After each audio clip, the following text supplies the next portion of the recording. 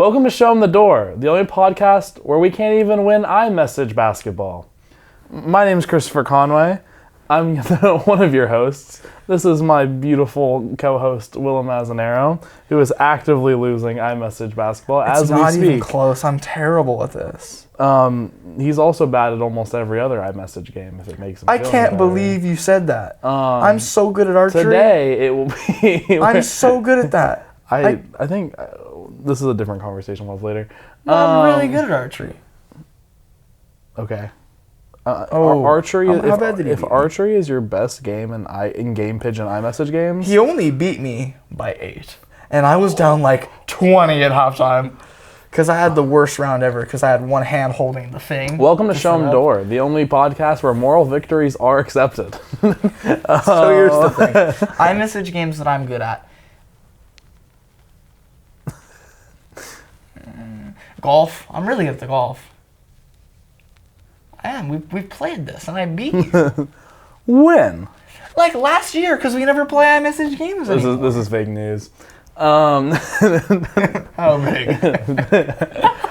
Today's going to be a little bit of a shorter episode because we kind of planned on kind of speeding up our guests on the podcast. We've had a little bit of difficulties with that.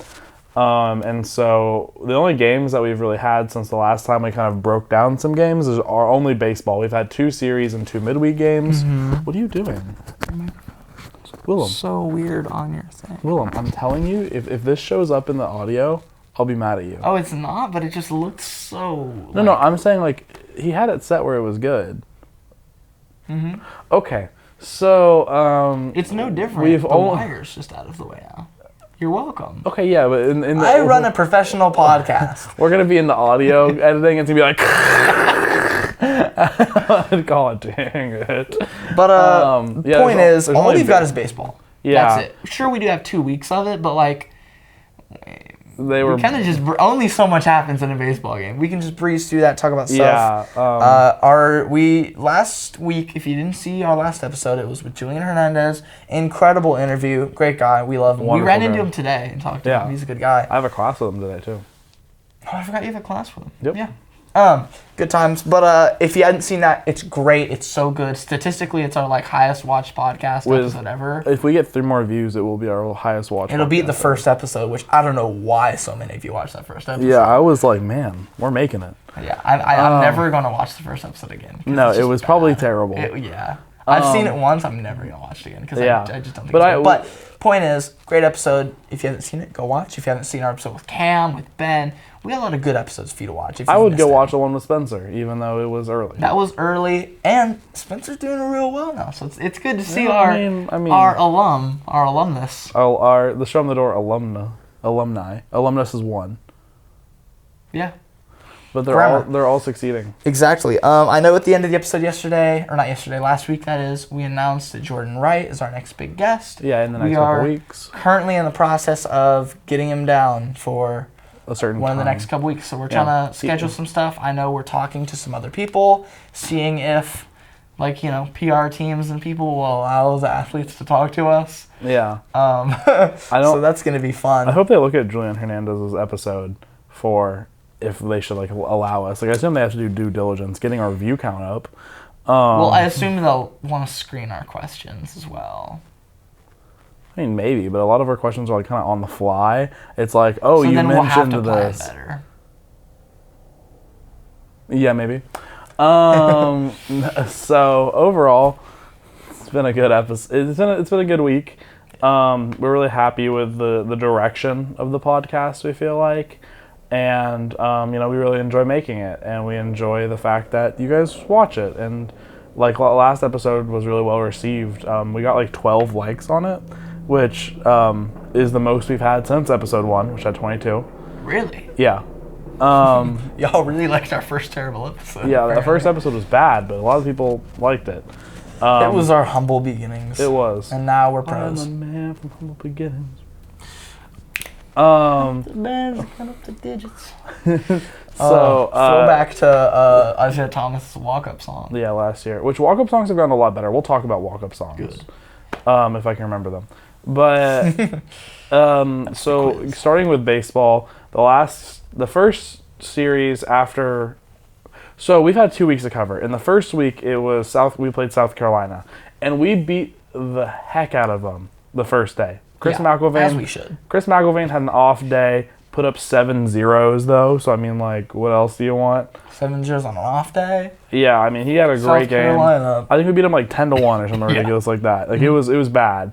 And then I was feeling good. Carter Holton came in day 2. I'm like, man, Carter Holton's amazing.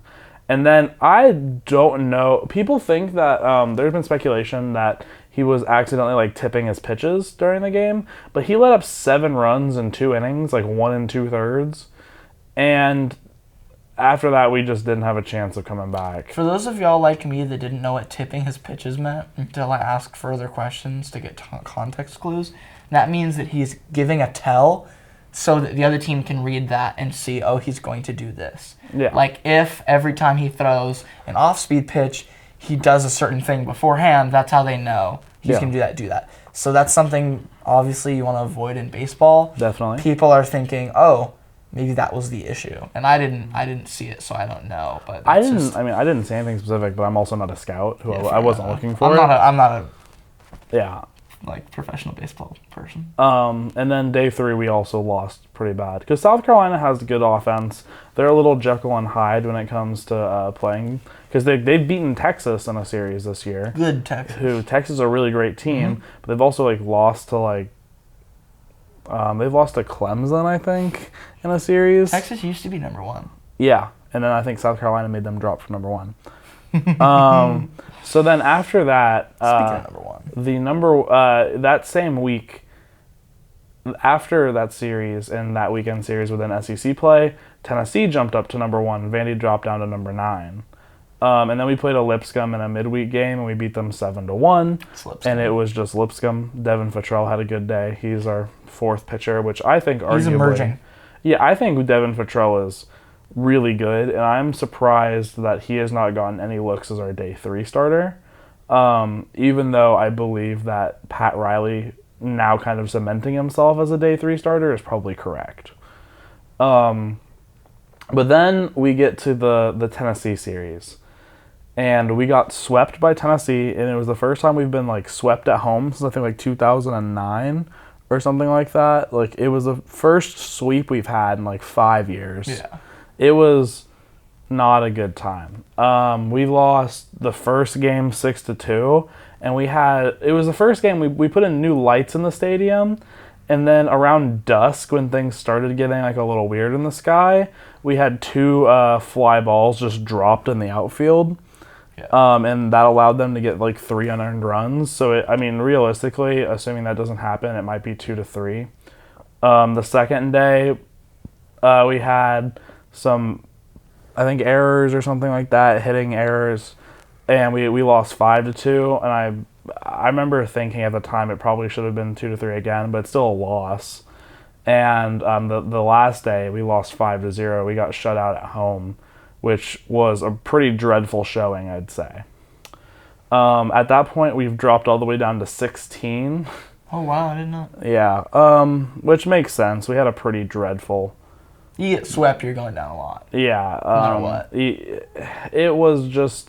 It was disheartening, I would say, because for a lot of most of the games, it was like minute errors that cost us a couple runs, and then we just couldn't hit the ball. And like Tennessee's pitchers are good, yeah, but they're not shut you out at home good. Tennessee's first 2 pitchers weren't playing because they've been hurt. So they're using their 3, 4, 5 guys. I mean, yeah. Like on a good day they'll get a shutout, but not their like number 5 guy. The thing is the guy who got the shutout is a freshman. Yeah, Vanderbilt. And he's not like. And he pitched like the whole game. Yeah, and he's not. They're like highly touted. This is our freshman. He's like, oh, we have a good freshman. Yeah, it was. We just. I don't know why we just couldn't hit the ball. We could make no meaningful contact. The only person who made even remotely meaningful contact the entire weekend was Dominic Keegan. Mm-hmm. And even that was vaguely inconsistent. In the, 2 of our 4 runs came on 2 solo shot home runs in the second game by Enrique Bradfield Jr. and Spencer Jones. But it was just... I don't want Enrique... I would rather Enrique be on first than hit a home run. Entirely factual. Because I think that the mental game that it plays with the pitcher in terms of him, he's going to steal.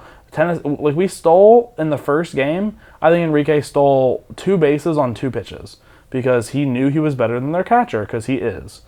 And the fact that for the rest of the weekend he just couldn't get on base, or he hit 1 home run, which like technically gets you on base, but it's not what I'm looking for him. You know, I want to see Enrique just be on first. Yeah. And I don't remember if we talked about this on the podcast or like just in our room. Yeah. But I remember we said if there's just a solo home run, a pitcher can put it behind him and keep moving on. If Enrique Bradfield Jr. is on first base, quick into a game, the pitcher's got to think, okay, he's on base. I got to pitch to this guy. I got to make sure he doesn't steal because he's the best ever. Got to pitch to this guy. It makes you think about more. When it's a home run, you're like, okay, I can put that behind me. I have no one on bases. Focus on this pitch. Yeah. So it spreads I'm a quarterback. It spreads a pitcher thin when you've got a guy like Enrique on base. So then there's a higher likelihood that this guy's going to get on base. And this guy can get extra bases maybe even. Because there's that pressure. If you hit a double with Enrique on first, he's home. Yeah. It's just... It was a tragic series. I don't think... Javi had a good first day and then had pretty bad second and third days in terms of hitting. The hitting was our main issue. I mean, we didn't give up more than 5-6 runs, and Vanderbilt can keep up with that on paper. But it was nothing. You know, Davis Diaz had an off week, and he's normally a very good contact hitter. Gavin Casas could not find a hit to save his life. Jack Bolger's the worst hitter that I've ever seen. Who else do we have? Tate Colwick, I think Tate Colwick and Carter Young, I don't think collectively had a hit the entire weekend. And it was just sad. It was dreadful to even consider. And I really thought that after losing to South Carolina and having your in-state rival and number 1 team at home, it would give them a chance to kind of come back and be like, okay, guys, that's not really... We had an off week versus South Carolina, but we're still, a top 3 team or a top 5 team. And we just got manhandled. And UT knows it, and they've been, blasting it all over Twitter and everything like that because they were easily the better team every single day. I think UT's the best team in the nation too, is the thing. I mean, yeah, right now they are the best team in the nation. I don't know if it will stay because, they've had issues keeping consistent hitting in the past. But it was a bad series. And then we played Austin P 2 nights ago. And we beat the life out of Austin P because it's Austin P.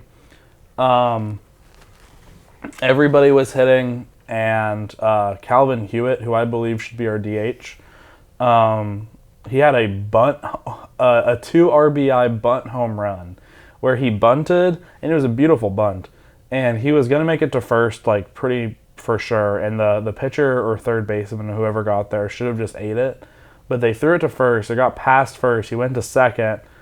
And it, like, bounced off the right field, like, near the dugout wall and went into right field. And so he went to take third. And so they threw it to third to get him out. And I thought he was going to be out, to be honest with you. And the throw was bad, and the third baseman didn't get it, and it went out of play, so he went home. And so it was just like a bases clearing bunt. And it was pretty funny. But, this week we play Auburn, and Auburn is a pretty bad team, kind of like Missouri. I feel like we should just sweep them. But I wonder how we're going to do when it comes to our next big test when we play somebody like Florida the week after, who is the number 9 team in the nation right now. Yeah. Overall thoughts, McIlvain's been fine. He's a legitimate day 1 starter who deserves to be. That was a question I had at the start. Carter Holton has had two kind of off weeks. I think that he is extremely talented, but he's young, and you can see he gets a little shaken sometimes. Like he let up a home run, I think, in the first inning of his start, and then like it shook him for like that inning and the next, and he let up eventually like 3 in the first 2, and then he pitched until the 6th and put up 4 zeros. It's just because he's young. Yeah, he's a freshman doing it. Well, you saw the same thing with Christian Little in the World Series last year, where he's getting, bad things are going on, whether it be he's letting up big hits or his field isn't doing what they should do. And then that leads to frustration. It leads to you being nervous about it, and then you just don't pitch well when you've got all that going on in your head. Yeah, and so that's fine. And then day 3 is a little bit interesting always, because right now we have Pat Riley starting. Nick Maldonado hasn't made an appearance in weeks. Yeah. I don't know what's going on with him. He had an oblique injury, but people were saying it was going to be like he misses a series and comes back, and now it's been like 3. Yeah. And even if he doesn't come back as a starter, like I think he's a talented pitcher. I want to see him, pitch. But that's not really the case at this point. But one thing that I do like is the depth of our pitching staff, because while our bullpen was in at any point, I think we only gave up 1 run during the entire series versus the Vols. Mm-hmm. Like, when McIlvain went out, he had given up 5 runs in 5 innings, but 3 of those were unearned from the errors.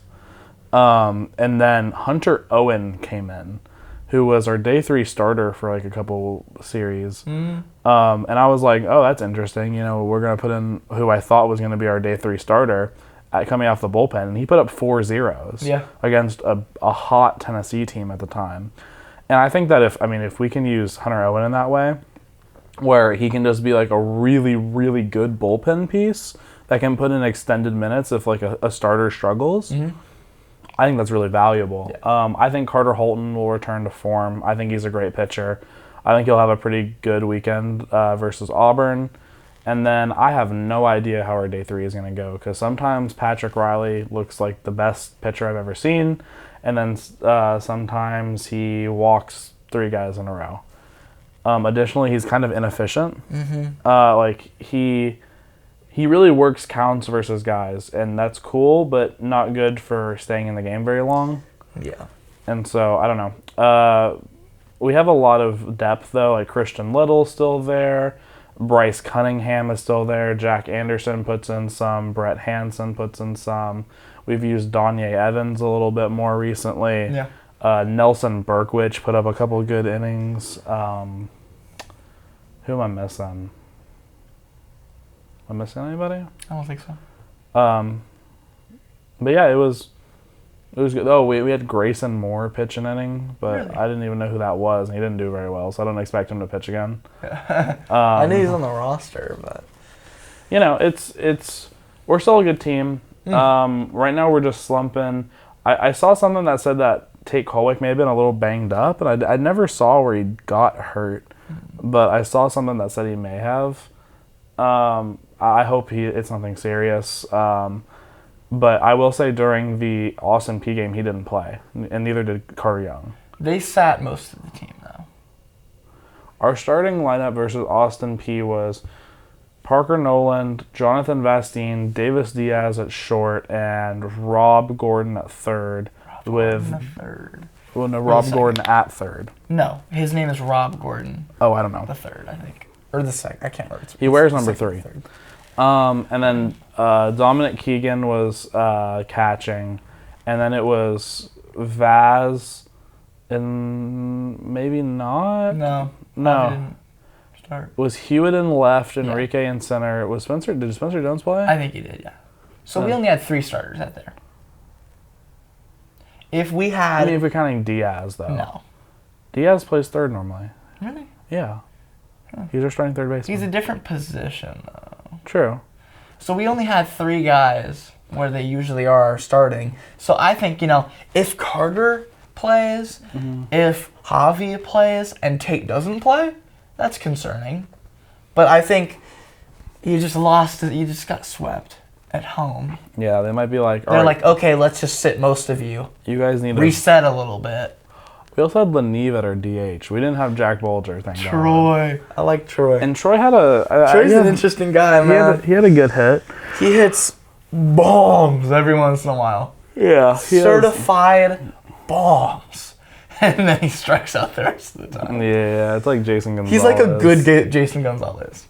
Yeah, except he can't play a position yet. Well, neither can Jason Gonzalez. He played third, and he did... Played is a strong word there, Chris. He stood at third base. You surely wore a number. He made a couple good plays. Oh, yeah, he's got an arm. Yeah. So baseball projecting is, I think we'll beat Auburn, and then I will definitely consider how we do against Auburn is going to be how I feel about Florida. Yeah. Because I don't know if they're as good as everybody thinks they are. Florida? Yeah.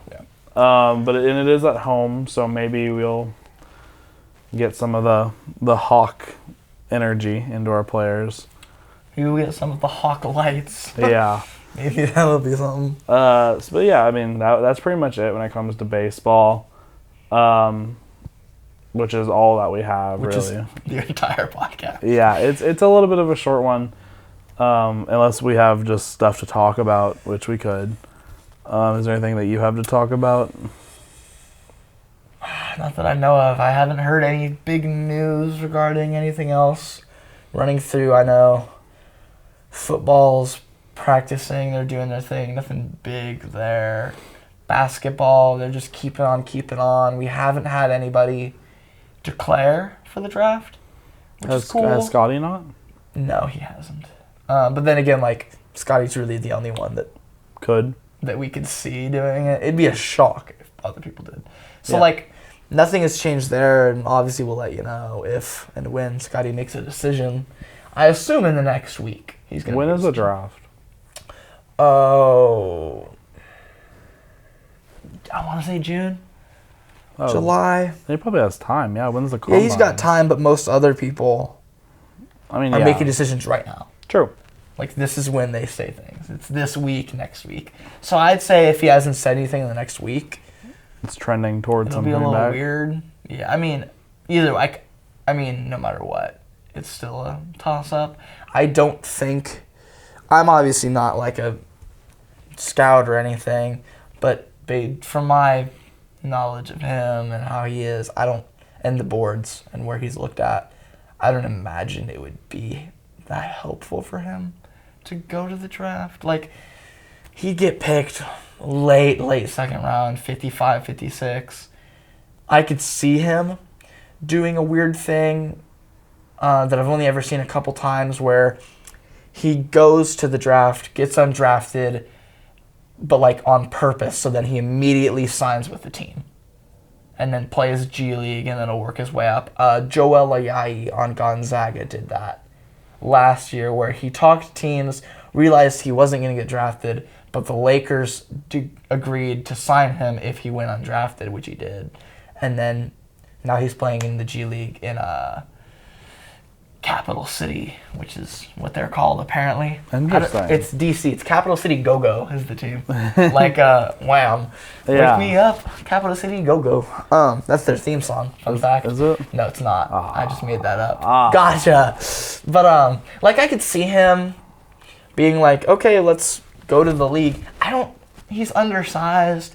He doesn't have a consistent shot. He has a really inconsistent free throw. He can facilitate the ball okay, but nothing like NBA level. Yeah. He's not an NBA level defender, mostly because of his size. Like, he's a pretty good defender, but like, I wouldn't pick him. I hate to say it, I wouldn't pick him with the second round pick. Next year is the big thing though. Like, sure, he led the SEC in scoring, but there's the question of how well that translates to the big league, because it is a huge jump between college and the NBA. Mm-hmm. It's just a different game. I think what would be most beneficial to him is staying one more year, because I think we are on the brink of greatness. I think we have a tournament berth next year. Yeah. based on how we've been playing, based on who we have, and based on what's going on. If keep Scottie Pippen comes back, we're in the tournament next year. Easily. We're going to be a 12, 13, 14 seed. But hey, 12 upsets 5 all the time. That's very true. It depends on where we draw. If we draw a 5 seed like Illinois. Yeah, we're getting the upset. Yeah. We draw a 5 seed like North Carolina, and we're like, ooh. There lies the rub. But I think it'd be best for him to come, have a great year. Like really, if we get to the tournament, everyone's gonna say it's because Scottie Pippen got us there.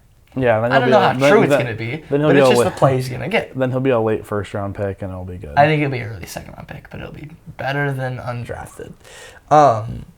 He reminds me of like the guard version of Grant Williams. Grant Williams got picked at 56. Grant Williams got picked in the first round. 27.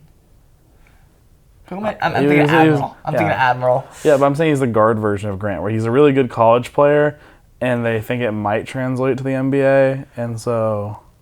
Grant's skill set did not translate to the NBA at all. He had to change his game. Yeah, because all he did in college was like post people up because his footwork was amazing, and then he never had to play people that were like consistently like 7 foot. Which was weird. Because, I mean, people... Because he's in the SEC. Yeah, I mean, he did, and They played small ball that year. Yeah, I mean... Grant on the block. Grant Williams of the University of Tennessee Knoxville Volunteers played a couple years ago. That's who we're discussing. You wouldn't know because that's unfair. It's not Vanderbilt. Apologies. They had a guy who was a center that was bigger than Grant. He wasn't our center, he was our 4, which is still undersized, but he was our 4. It was Kyle... Pittman. No. Who's Kyle Pittman? He went to the Miami Heat. Kyle... Really? Yeah, he was undrafted, went to the Miami Heat. I actually got time on the roster because he was good. He was like a glue guy. I don't remember, but he was a good player. Good for him. Because I know Eves was young back then, so it wasn't Eves as the center. But even Eves is the most undersized big man I've ever seen. I love Eves. Eves' skill set does not translate. Eves is a 3-and-D player. Oh, 3-and-D? He can't shoot. Yes, he can. Not that consistently. And as a senior, he shot like 40% from 3. Out of how many threes did he take? He took like a few a game. How many is a few a game? Like 3 or 4. Because the difference between like 1.5 and 3.5. Yeah, no, yeah. He took like he would take like an average like 3 a game. That's a lot actually. Maybe 2 or 3 a game. He played like he wasn't our center when he played. The thing is, I don't think he can defend a big man in the NBA. Maybe not a big man, but I think he can defend 1 through 3 in the small 4 for sure. And it's like, yeah, he can defend a Grant Williams 4. Yeah. But here's the thing.